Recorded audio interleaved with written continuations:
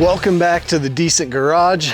This is the ultimate American truck build. This is a 1991 Dodge W250 that I spent the last 2.5 years tearing completely down and doing a full frame-off restoration with the help of a lot of companies and a lot of good friends. This truck was featured in SEMA 2025 and was also featured on Genos Garage in February 2026. With all the publicity this truck has got at SEMA and on Genos Garage and on my YouTube channel, I have had a lot of people reach out asking what parts I used. Now you can go back and watch the whole build series and I go through every detail like that. But in this video, I'm also going to tell you every single part I used, what companies I worked with.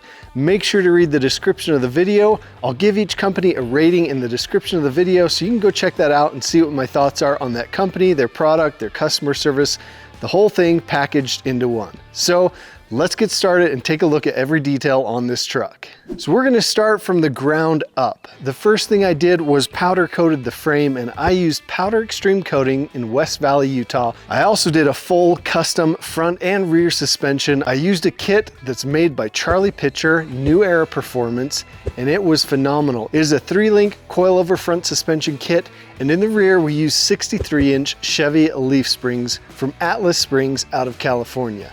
So this suspension setup is awesome. Charlie Pitcher spent years research and designing this. It rides so smooth. It rides like a brand new truck. If you don't believe me, go watch Jay Leno's video. He rallied this thing off-road and it took it like a champ.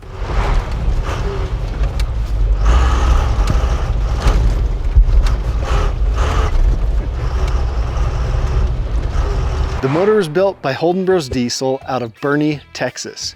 They use stock components for the bottom end, but we did use a 178/208 Hamilton cam.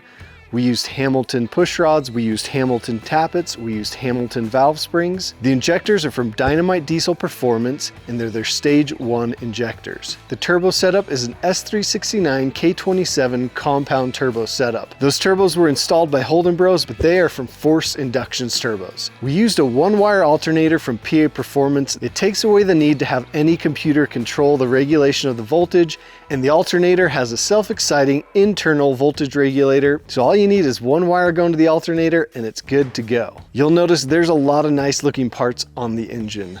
Many of these nice looking parts are from Kingspeed Performance. The valve covers are milled from billet aluminum. The front case cover is also milled from billet aluminum. We have their oil pan as well. We have many parts from them. Typically their parts are polished aluminum look, very shiny and blingy. I chose to actually powder coat and Cerakote those parts mainly black so that it looked very stock and factory. The injector lines are stock injector lines, but they're from Schied Diesel Performance, and they're the special set that fit the Banks twin ram intake, which, as you can see, that is the air intake system that we are running. For the intercooler setup, we are running a custom 3rd gen intercooler that has been shortened and fit into the front of this truck. This intercooler is built and sold by Metal by Charlie. We're running an Optima battery. You'll also notice an aluminum piece by the battery, the cylinder. This is a catch can, custom made by Metal by Charlie as well. This is to vent the crankcase pressure that we get from having compound turbos so that that pressure can be relieved from the crankcase and any oil that comes with it drains right back into the oil pan. Another detail to point out under here that is really something that sets this truck apart is this fan shroud, this radiator cover, these billet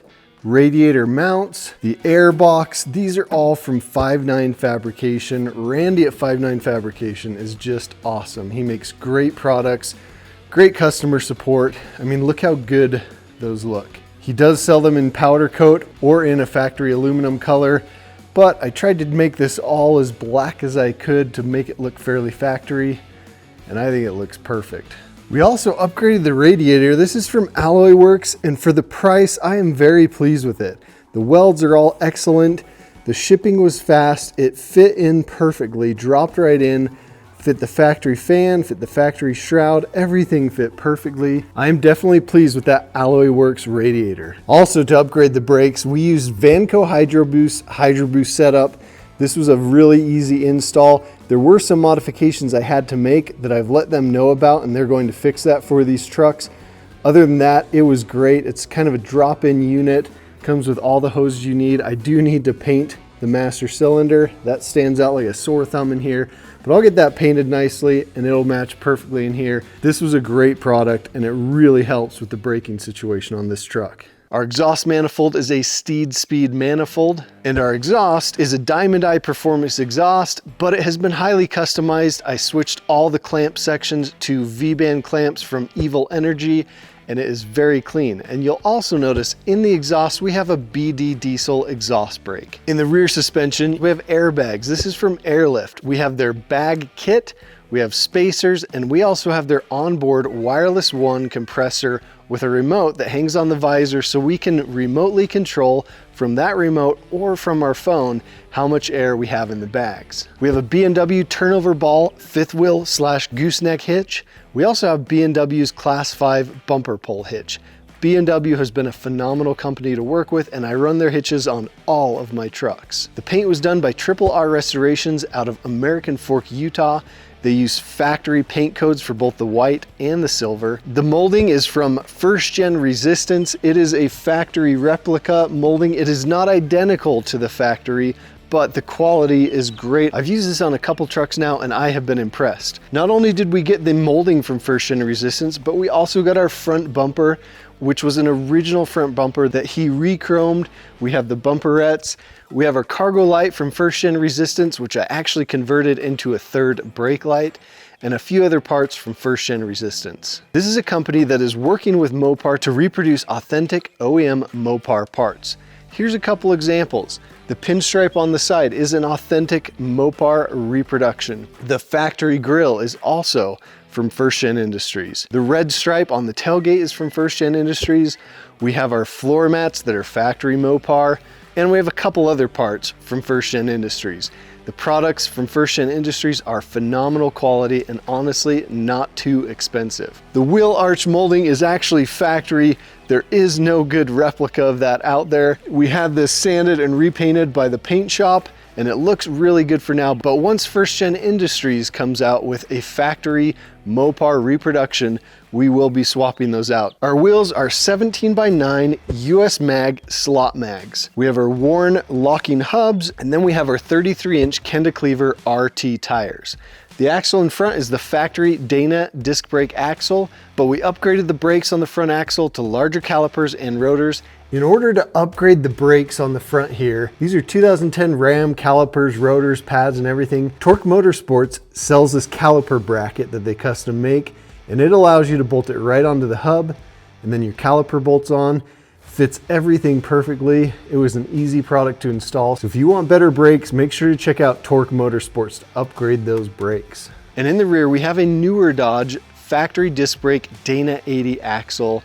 So we have disc brakes in all four corners, and we have heavy duty axles for the towing that this truck is going to do. Onto the interior, our seat, headliner, visors, and our door cards were redone by AJ Upholstery in Provo, Utah. You can see our shifter here. This is a 6-speed G56 transmission from Superstick Transmission with a B&W short shift shifter. Our shift boot looks phenomenal. This is from Stronghold shift boots, and you'll also notice if you look carefully, we have two shifters for our transfer case. This transfer case is from Tod Gordon Transfer Cases out of California.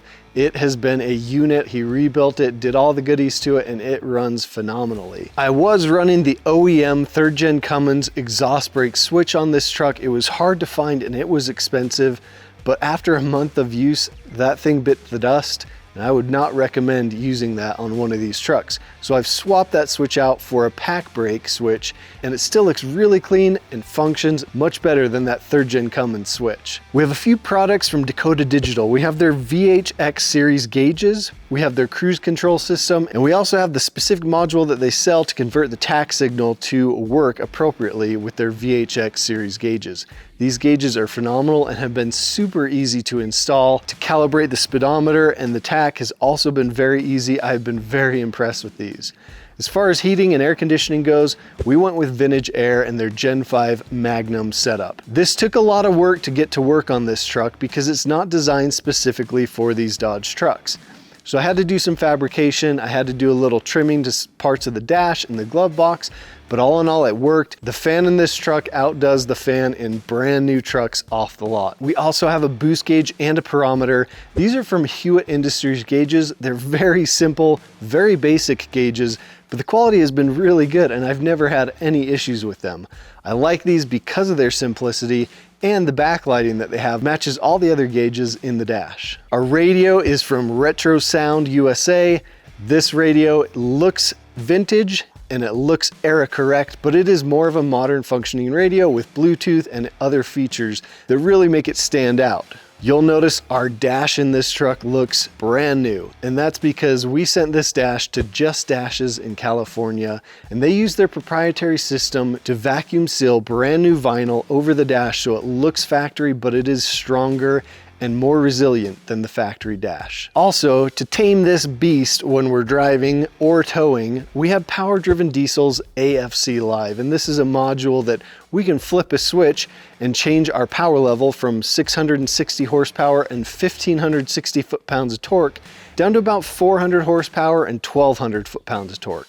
So for typical driving, especially towing, we've got it metered on that lower setting, but if we really want to have fun, we'll flip the switch and have full power. A little detail around our HVAC controls and our two Hewitt Industry gauges, you'll notice a little bezel. Now this is a detail that not many people notice.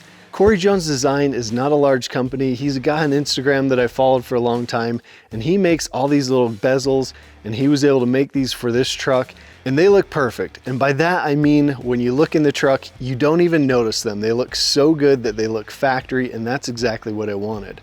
He also made the little window switch and door lock switch bezel on the doors, which you'll notice have my logo 3D printed on them as well. One detail that sets this truck apart from other first-gen Cummins trucks, I completely rewired the truck.